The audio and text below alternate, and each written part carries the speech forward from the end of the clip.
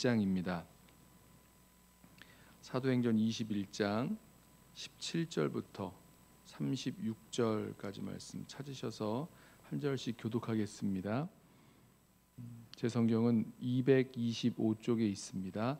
사도행전 21장 17절부터 36절까지 말씀 한 절씩 교독합니다.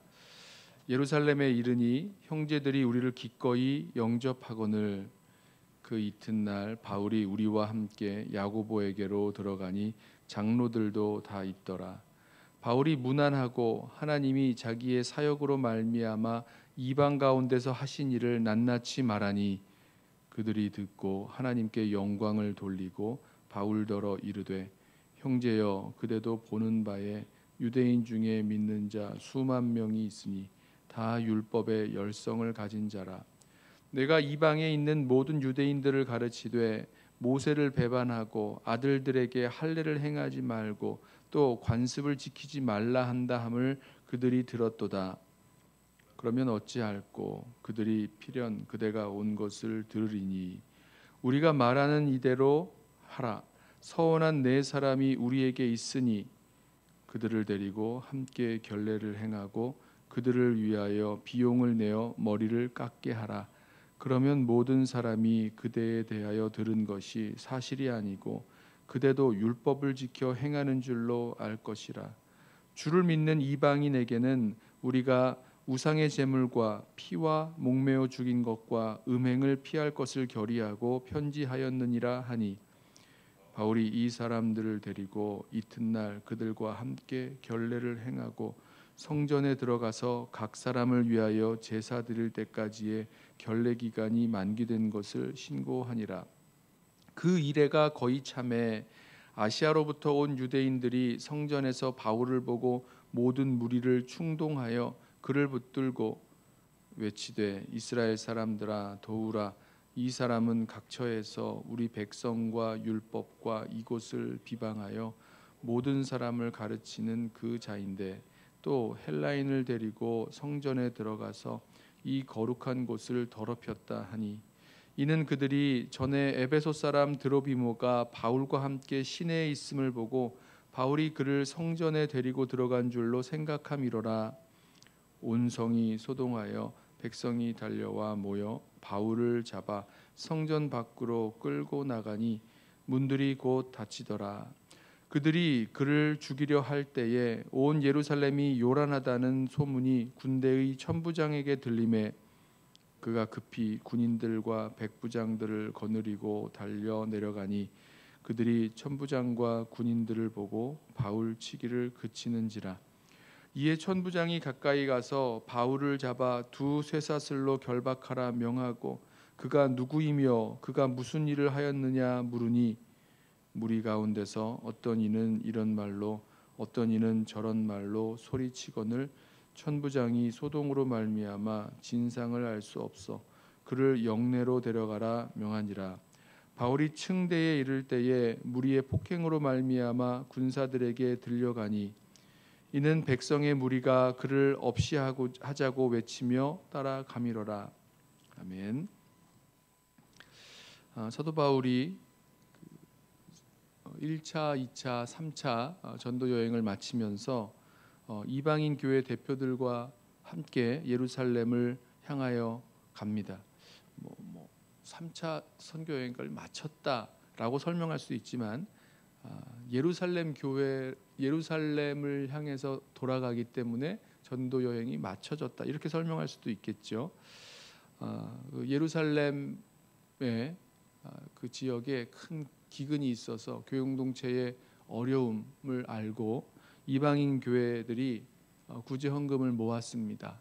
바울이 그렇게 하자고 했고 그래서 그 헌금을 가지고 예루살렘을 방문해서 그 이방인 교회가 모은 그 헌금을 전달하죠. 또 그동안 하나님께서 바울을 통해서 이방인들에게 어떠한 역사를 일으키셨는지 그 복음의 역사에 대해서 보고를 합니다. 그리고 이방인 교회의 그 지도자들도 옆에 있었기 때문에 이 예루살렘 교회 지도자들 또 여기 보면 야고보 야고보와 장로들이 이렇게 등장을 하는데요. 다 함께 그 하나님께서 하신 일들, 복음이 예루살렘과 유다와 사마리아와 땅 끝까지 이르러 증거되어지는 이 일들을 보면서 하나님께 영광을 돌리게 됩니다.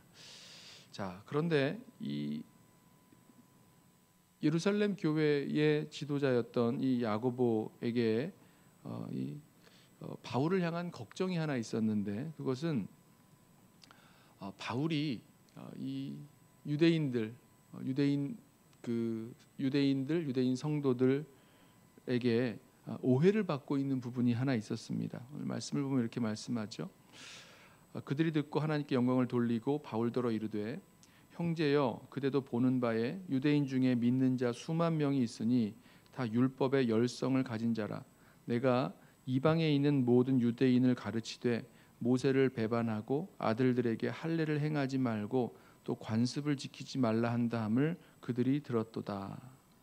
자, 우리 로마서 말씀 우리 요새 나누고 있는데, 로마서 말씀에 보면 사도 바울이 율법에 대해서 많은 부분을 설명하고 있는 부분들을 우리가 봅니다. 그 이유가 여기에 있는 거죠.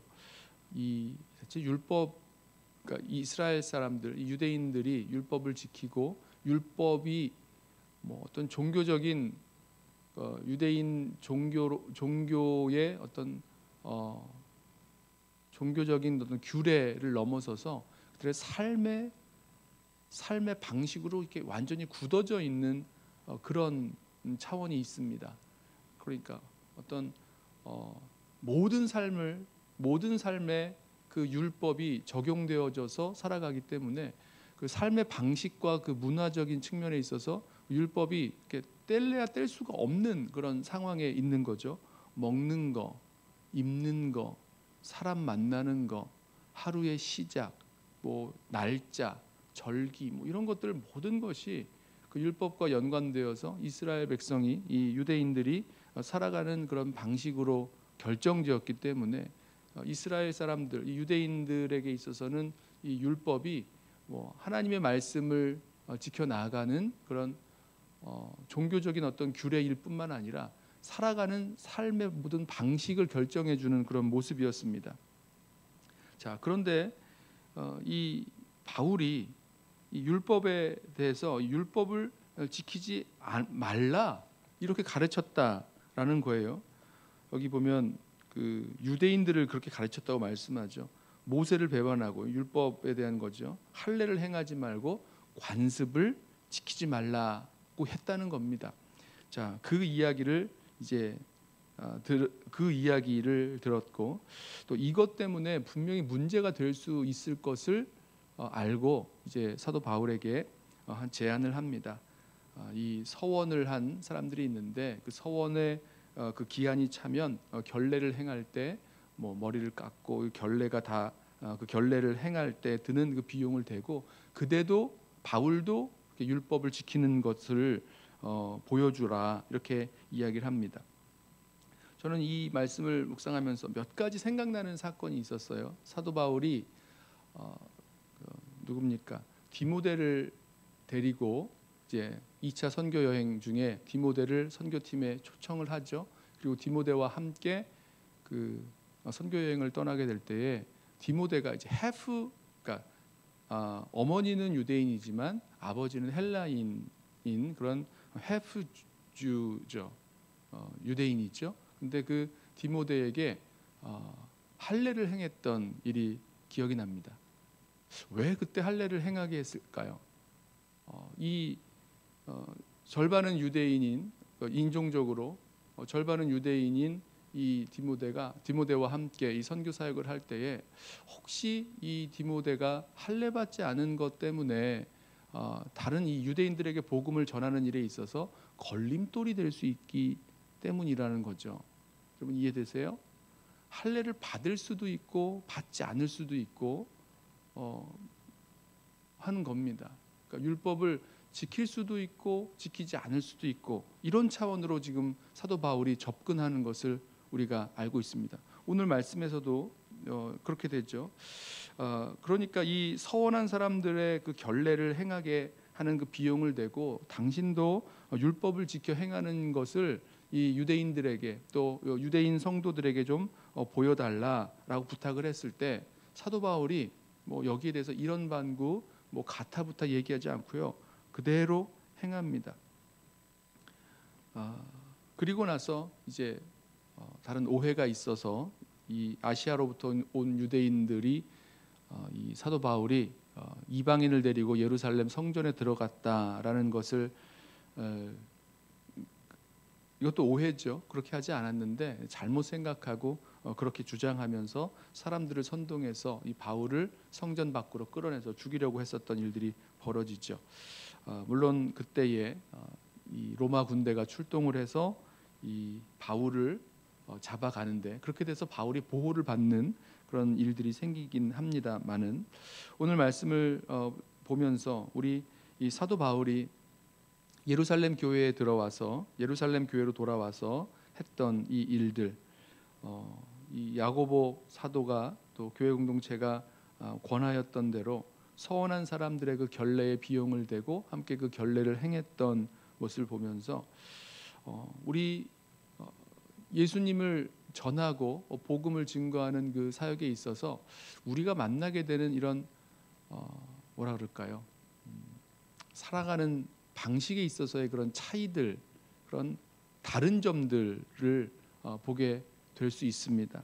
그랬을 때에 어떻게 해야 되는가? 이런 부분들이 참 불편하기도 하고 어렵기도 하고 좀 민감한 부분이 될 수 있는데 사도 바울이 행했던 그 모습들, 그 원리들을 우리 좀 붙들었으면 좋겠습니다. 무엇입니까? 복음을 전하는 일에 있어서 본질적인 것은 타협할 수 없죠.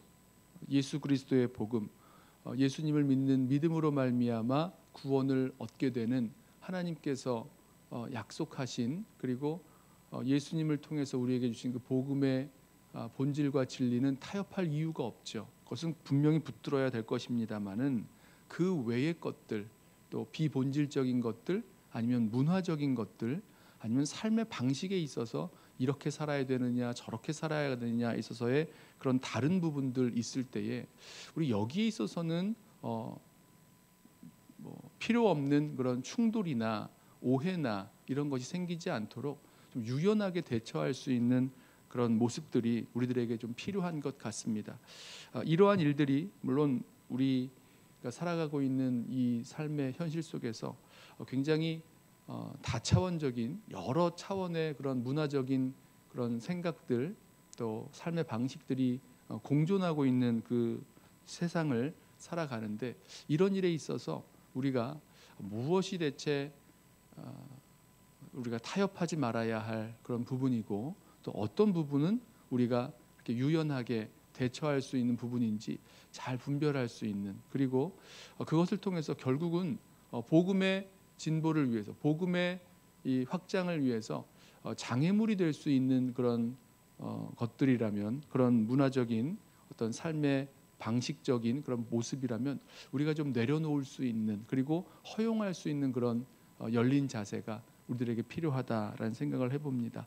오늘 말씀을 붙들고 우리 함께 기도할 때에 우리 가운데에 내가 이렇게 고집하고 있는 것처럼 여겨진 오늘 말씀에 비추어 보았을 때에 다른 사람들과의 그런 관계에 있어서 아니면 문화적인 삶의 방식에 있어서 그렇게 꼭 고집하지 않아도 되는데 고집하는 것처럼 여겨지는 그런 부분들은 없는가 돌이켜보면서 주님의 복음을 위해서 우리가 내려놓아야 될 부분들 또 함께 유연하게 대처해야 될 부분들은 무엇인지 주님께 묻고 또 그렇게 실천하면서 순종하면서 나아갈 수 있는 저와 여러분 되시기를 예수님의 이름으로 부탁드리며 축원합니다. 기도하겠습니다.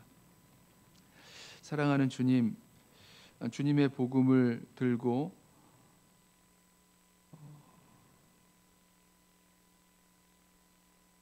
모든 지역을 다니며 전하였던 사도 바울이 복음을 전하기 위해서 자신이 복음을 지키기 위해서 생겨난 그런 오해들, 또 문화적인 그런 충돌들 속에서 정말 유연하게 그 일들을 행하는 모습을 바라봅니다. 주님, 우리들 삶에서 문화적으로 자리 잡고 있는, 그리고 고집하고 있는 것들은 무엇인지, 그리고 그것이 우리의 복음의 진보를 가로막는 장애물이 되는 것은 아닌지 돌이켜 보면서 우리가 본질은, 또 진리는 지키되 비본질적인 것들에 대해서는 유연함과 자유와 관용을 비치며 살아갈 수 있도록 우리들에게 그런 넓은 마음과 유연함을 더하여 주옵소서. 주님 앞에 기도하며 나아갈 때에 우리 자신의 모습을 보게 하시고, 행여 비본질적인 것임에도 계속해서 고집스럽게 붙들고 있는 것은 무엇인지 우리로 깨닫게 하시고, 주님 앞에서 겸손하게, 그리고 사랑의 마음으로 이 모든 것들도 내려놓을 수 있는, 또 열 수 있는 우리 모든 성도들, 또 교회 공동체 되게 하여 주옵소서. 예수님의 이름으로 기도드리옵나이다. 아멘.